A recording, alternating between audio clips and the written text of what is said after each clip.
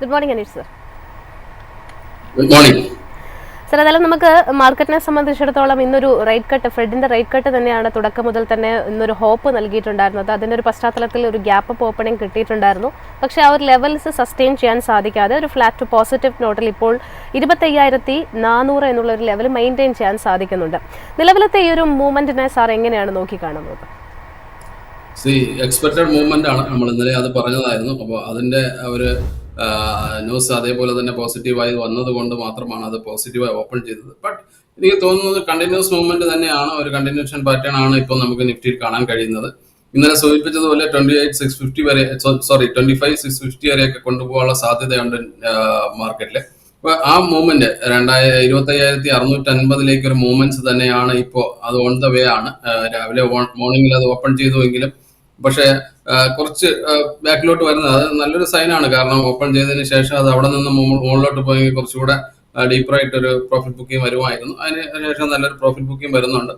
ഇത് എനിക്ക് തോന്നുന്നു സെക്കൻഡ് ഹാഫിൽ തിരിച്ച് ഗെയിൻ ചെയ്യാനുള്ള സാധ്യതയാണ് കാണുന്നത്.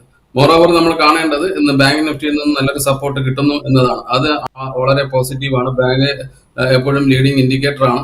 അപ്പൊ അവിടെ നിന്ന് കിട്ടുന്ന സപ്പോർട്ട്, ആ ഇൻഡെക്സിൽ നിന്ന് കിട്ടുന്ന സപ്പോർട്ട് വളരെയധികം പോസിറ്റീവ് ആയിരിക്കും നിഫ്റ്റിയിൽ വരുന്നത്. നിഫ്റ്റിയിലെ എല്ലാ പാർട്ടിസിപ്പൻസും, പ്രത്യേകിച്ച് പ്രൈവറ്റ് സെക്ടർ ബാങ്കുകളൊക്കെ പാർട്ടിസിപ്പൻസ് ചെയ്യുന്നു എന്നാണ് ഞാൻ മനസ്സിലാക്കുന്നത്. അങ്ങനെയാണെങ്കിൽ നമുക്ക് ആ സെക്കൻഡ് ഹാഫിലെ ബാങ്ക് നിഫ്റ്റിയിൽ വലിയൊരു മൂവ്മെന്റ്സ് തന്നെ കാണാൻ കഴിയുമെന്നാണ് ഞാൻ പ്രതീക്ഷിക്കുന്നത്. ഏതായാലും മറ്റ് പ്രധാനപ്പെട്ട സെഗ്മെന്റുകളിൽ IT തന്നെയാണ് ലീഡ് ചെയ്തിട്ടുണ്ടായിരുന്നത്. തുടക്കം മുതൽ തന്നെ 1% കൂടുതൽ ഒരു മുന്നേറ്റം IT ഇൻഡെക്സിന്റെ ഭാഗത്ത് നിന്നുണ്ടായിരുന്നു. IT ഇൻഡെക്സിലുള്ള സ്റ്റോക്കുകളിലും നമുക്കതിൻ്റെ ഒരു റിപ്പിൾ എഫക്റ്റ് കാണാൻ സാധിക്കുന്നുണ്ട്. നിലവിലത്തെ ഒരു കണ്ടീഷനിൽ ITയുടെ ഒരു പെർഫോമൻസ് നോക്കുകയാണെന്നുണ്ടെങ്കിൽ തുടർച്ചയായിട്ട് ഒരു മുന്നേറ്റം ഈ ഒരു മാസത്തിൽ തന്നെ നമുക്ക് കാണാൻ സാധിച്ചിട്ടുണ്ടായിരുന്നു. IT ഇൻഡെക്സിന്റെ ഒരു ലോങ് ടേം വ്യൂ എങ്ങനെയാണ്? തീർച്ചയായിട്ടും ന്യൂസിൽ നിന്നാണ് പോസിറ്റീവായിട്ടുള്ള ന്യൂസുകളായതുകൊണ്ടാണ്, അവിടുത്തെ റേറ്റ് കട്ടും കാര്യങ്ങളും ആയതുകൊണ്ട് അവിടെ എക്സ്പോഷറുള്ള കമ്പനികൾ സ്വാഭാവികമായി ഒരു ഉണർവ് ഉണ്ടാവുക എന്നത് സ്വാഭാവികമാണ്. അപ്പോൾ അവിടെ നിന്ന് നമ്മൾ കഴിഞ്ഞ ദിവസങ്ങളിലൊക്കെ പറഞ്ഞ 36,000 മുകളിലേക്ക് IT ഇൻഡെക്സ് വരികയാണെങ്കിൽ അത് വലിയൊരു മൂവ്മെന്റ്സിലേക്ക് പോകുമെന്നാണ് എനിക്ക് തോന്നുന്നത്. 39,40,000 കൊണ്ടുപോകാനുള്ള സാധ്യത ഈ IT ഇൻഡെക്സിലുണ്ട്. അവിടെ ഒരു സ്റ്റിഫ് ആയിട്ടുള്ള റെഫറൻസ് പോയിന്റ് ഉണ്ട്. എങ്കിലും ഷോർട്ട് ടൈം പോയിന്റ് ഓഫ് ടൈമിൽ നമുക്ക് പോസിറ്റീവ് എന്ന് തന്നെയാണ് പറയാൻ. ഒരു ഷോർട്ട് ടൈം പോയിന്റ് ഓഫ് ടൈമിൽ നമുക്ക് IT ഇൻഡെക്സും IT കമ്പനീസും തന്നെ ഒരു പോസിറ്റീവ് ട്രെൻഡിലാണ് എന്ന് ഞാൻ മനസ്സിലാക്കുന്നു. ഓളിയം അതിനെ സപ്പോർട്ട് ചെയ്യുന്നുണ്ട്. അപ്പൊ ഇതെല്ലാം ഫാക്ടേഴ്സ് നോക്കുമ്പോൾ തീർച്ചയായിട്ടും ന്യൂസ് സപ്പോർട്ട് ചെയ്യുന്നുണ്ട്. ഇതെല്ലാം നോക്കുമ്പോൾ ഒരു ഷോർട്ട് ടൈം പോസിറ്റിവിറ്റി അതിലുണ്ട്. ഒരു 40,000 വരെയൊക്കെ പോകാനുള്ള സാധ്യതയും IT ഇൻഡെക്സിനെ സംബന്ധിച്ചുണ്ട്. അനീഷ് സാർ, മറ്റൊരു സ്റ്റോക്ക് ഇന്ന് ഒരു കൃത്യമായിട്ടുള്ള ഒരു മൂവ്മെന്റ് നടത്തിയിട്ടുള്ള പൂനാവാല ഫിൻകോർപ്പിനെ കുറിച്ചാണ്. നിലവിൽ 9% നേട്ടമുണ്ട്. തുടക്കഘട്ടത്തിൽ തന്നെ 12% ഒരു കുതിപ്പ് ഇന്നത്തെ ഒരു മാർക്കറ്റിൽ നമുക്ക് കാണാൻ സാധിച്ചിട്ടുണ്ടായിരുന്നു. ഈ കമ്പനിയെ സംബന്ധിച്ചിടത്തോളം പ്രൊമോട്ടർ സ്റ്റേക്ക് ഇൻക്രീസ് ചെയ്തിരിക്കുന്നു. അതിൻ്റെ ഒരു ഫണ്ട് ഇൻഫ്യൂഷൻ ആണ് ഇന്ന് 12% സ്റ്റോക്കിൽ ഒരു മുന്നേറ്റം വന്നിട്ടുള്ളത്. ഇന്നത്തെ ഒരു മൂവ്മെന്റിന്റെ അടിസ്ഥാനത്തിൽ പൂനാവാല ഫിൻകോർപ്പിനെ സാർ എങ്ങനെയാണ് വിലയിരുത്തുന്നത്? തീർച്ചയായും കുറച്ച് ദിവസങ്ങൾക്ക് ശേഷമാണ് ഒരു വലിയൊരു മൂവ്മെന്റ്സ് വരുന്നത്.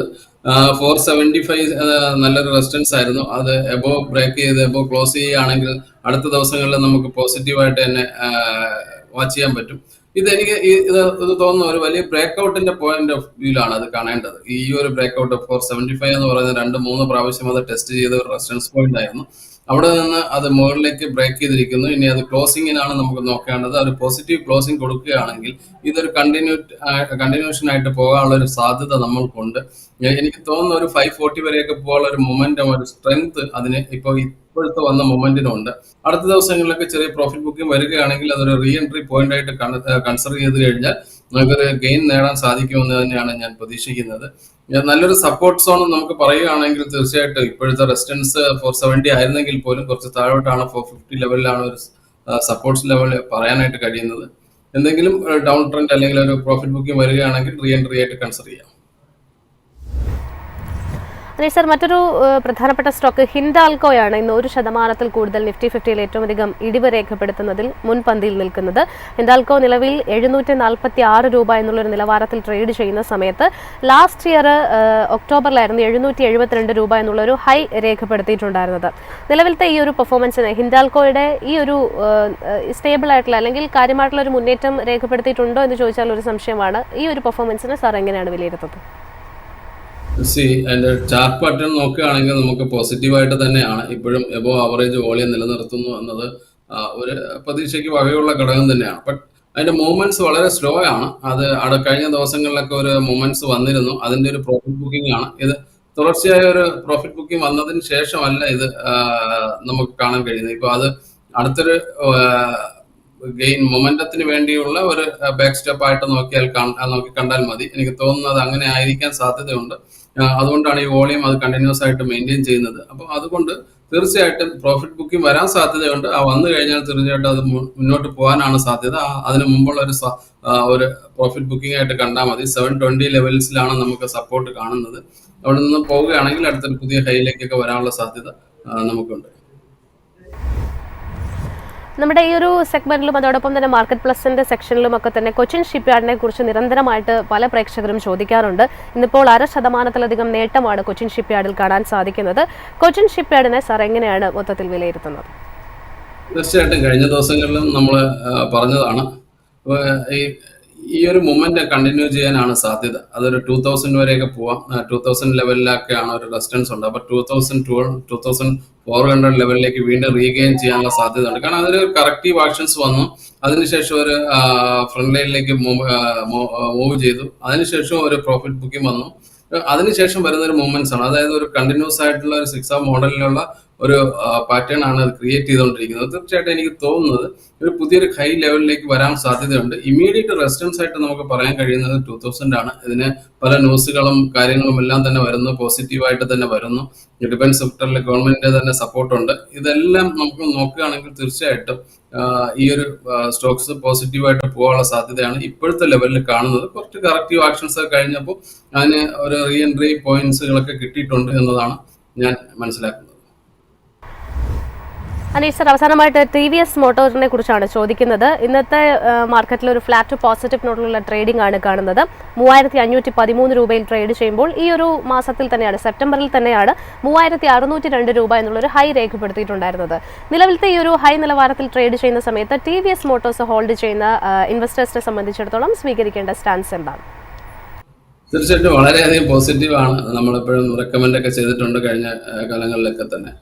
ഈ ഒരു സെഗ്മെന്റില് ഇപ്പൊ ഏറ്റവും കൂടുതൽ വളർച്ച രേഖപ്പെടുത്തുന്ന അല്ലെങ്കിൽ ഏറ്റവും കൂടുതൽ മാർക്കറ്റ് ഷെയർ കണ്ടിന്യൂസ് ആയിട്ട് ഗെയിൻ ചെയ്തുകൊണ്ടിരിക്കുന്ന ഒരു കമ്പനി തന്നെയാണ്.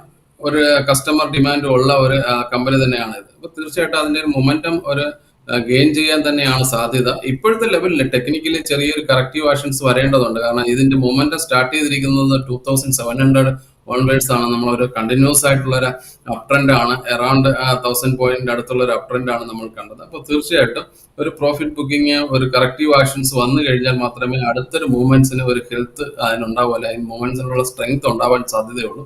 അതുകൊണ്ട് ഇതൊരു കറക്റ്റീവ് ആക്ഷൻസ് ആയിട്ട് കണ്ടാൽ മതി. ഒരു പ്രോഫിറ്റ് ബുക്കിംഗ് മോഡിലേക്ക് ില്ല 3200 എല്ലാം തന്നെ നല്ലൊരു സപ്പോർട്ട് ലെവൽ ഉണ്ട്. ഇനി അടുത്ത് കിട്ടുമോ എന്ന് എനിക്കറിയത്തില്ല. ബട്ട് കിട്ടുകയാണെങ്കിൽ അടുത്തൊരു മൊമെന്റം വരുന്നതിനാണ്, ഒരു ഷോർട്ട് ടൈമിലുള്ള മൊമെന്റം വരികയാണെങ്കിൽ അതൊരു 4200 വരെയൊക്കെ പോകാനുള്ള സാധ്യതയുണ്ട്. അപ്പൊ ഇമ്മീഡിയറ്റ്ലി ഒരു നോക്കുകയാണെങ്കിൽ ഒരു കറക്റ്റീവ് ആക്ഷൻ വരികയാണെങ്കിൽ അത് ഒരു ബൈയിങ് ഓപ്പർച്യൂണിറ്റി ആയിട്ട് കാണുന്നതായിരിക്കും നല്ലത്.